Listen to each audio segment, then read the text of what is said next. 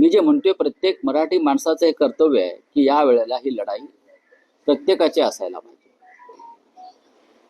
आणि मला असं वाटतंय की त्या पद्धतीची जागरूकता शिवसेना पक्षप्रमुख उद्धव ठाकरे आणि महाराष्ट्र नवनिर्माण सेनेचे प्रमुख राज ठाकरे हे मराठी माणूस आणि महाराष्ट्रासाठी एकत्र आल्यामुळे ही जागरूकता, एक आत्मविश्वास आणि एक उत्साह लोकांमध्ये निर्माण झाला. आम्ही मुंबईसह 29 महानगरपालिकेच्या लढाईमध्ये उतरायला सज्ज. बोले तुम्ही आमच्यावर पाठीमागून वार करा, पैशाचा खेळ करा, पण आम्ही आमची लढाई लढणार.